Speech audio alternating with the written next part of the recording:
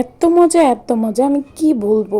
এই তরকারিটা এত বেশি মজার হয়, যারা কিনা শুটকি লাভার আছেন তারা অবশ্যই এই রেসিপিটা দেখবেন আর বাসায় অবশ্যই ট্রাই করবেন। বিশ্বাস না হলে আপনি একদিন ট্রাই করেই দেখবেন যে এটা কত মজার। তো আমি আজকে লইট্টা শুটকি দিয়ে আর কলা গাছের ক্যানজাল দিয়ে এই রেসিপিটা করছি। তো আমি এখানে কলা গাছের ক্যানজাল নিয়ে নিয়েছি। ক্যানজাল নামে অনেকে নাও চিনতে পারেন। এটা হচ্ছে কলা গাছের মাঝখানে যে অংশটা হয় সেটা। এটা দিয়ে শুটকি রান্না করলে যে এত বেশি মজার হয়, আপনার বাসায় অবশ্যই ট্রাই করবেন। ট্রাই করলেই বুঝতে পারবেন। তো ক্যানজালটাকে আমি ভালো করে ছুলে তারপর এটাকে কুচি কুচি করে নিব। মাঝখানের একটা শ্বাস আছে, এটাকে আপনি আঙুলের সাহায্যে ঘুরিয়ে ঘুরিয়ে উঠিয়ে নেবেন। এবার আমি এটাকে ভালো করে কুচি কুচি করে নিচ্ছি। কুচি কুচি করে এটাকে দিয়ে দিব সিদ্ধ। আর এটা কাটতে গেলে হাতটা একটু কালচে হয়ে যায়, যেহেতু এটা অনেক মজার জিনিস, একটু কষ্ট হলেও খেতে ইচ্ছে করে। এই তো এবার আমি এটাকে কেটে ভালো করে সিদ্ধ করে নিব ধুয়ে। আপনারা অবশ্যই বাসায় ট্রাই করবেন, ট্রাই না করলে বুঝতে পারবেন না যে আসলে এটা কত মজা। এবার আমি ক্যানজালগুলিকে সিদ্ধ দিয়ে দিব ভালো করে ধুয়ে। এখানে একটু হলুদের গুঁড়া দিয়ে তারপর আমি সিদ্ধ করতে দিয়ে দিয়েছি। ক্যানজালগুলি সিদ্ধ হয়ে গিয়েছে। এবার আমি এটা থেকে পানিটা ঝরিয়ে নিব আর ক্যানজালগুলিকে আরেকটু ধুয়ে নিব। ক্যানজালগুলিকে চুলা থেকে নামিয়ে এবার আমি শুটকিগুলিকে ভেজে নিব।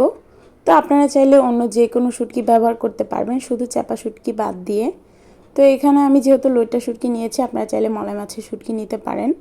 তো এই লইট্টা শুটকি কিংবা মলাই মাছের শুটকি দিয়েই এই রেসিপিটা বেশি মজার হয়। কথা বলতে বলতে শুটকিগুলিকে ভেজে নিয়েছি। এবার এটার মধ্যে দিয়ে দিচ্ছি পানি।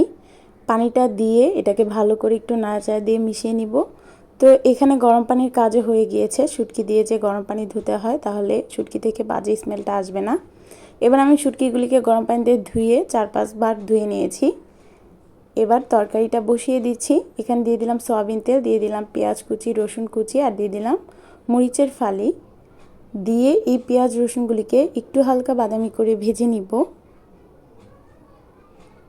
পেঁয়াজগুলি ভাজা হয়ে গিয়েছে। এবার আমি এটার মধ্যে দিয়ে দিব শুটকি। এখানে আমি পেঁয়াজটাকে বেশি ব্রাউন কালার করিনি। শুটকিটা কিছুক্ষণ তেলের মধ্যে ভেজে এটার মধ্যে দিয়ে দিব বাকি সব মশলাগুলি। আপনারা অবশ্যই সেম প্রসেসে শুটকিটা রান্না করার চেষ্টা করবেন। আশা করি আপনাদের কাছে অনেক ভালো লাগবে। এবার দিয়ে দিলাম হলুদের গুঁড়ি 1 চা চামচ, মরিচের গুঁড়ো 1.5 চা চামচ। দিয়ে আবারও ভালো করে নাড়াচাড়া দিয়ে মিক্স করে নিলাম। এটার মধ্যে দিয়ে দিলাম স্বাদ মতো লবণ, দিয়ে সামান্য পরিমাণ পানি দিয়ে দিব মশলাটা কষানোর জন্য। এবার আমি পানিটা দিয়ে ভালো করে নাড়াচাড়া দিয়ে মশলার সাথে মিশিয়ে নিয়েছি।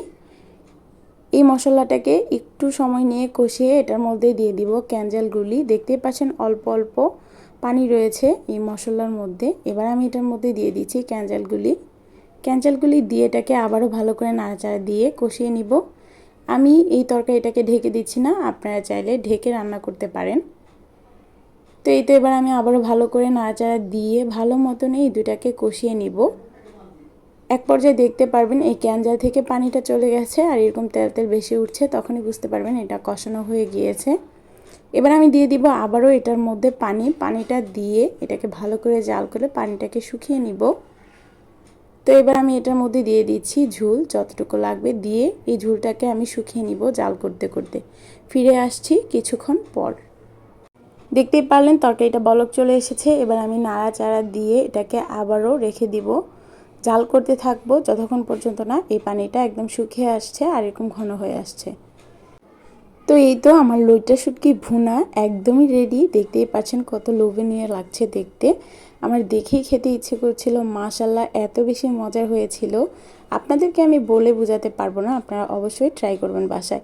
আজকের রেসিপিটা এ পর্যন্তই। সবাই ভালো থাকবেন, সুস্থ থাকবেন, আমাদের জন্য সবাই দোয়া করবেন। আল্লাহ হাফিজ।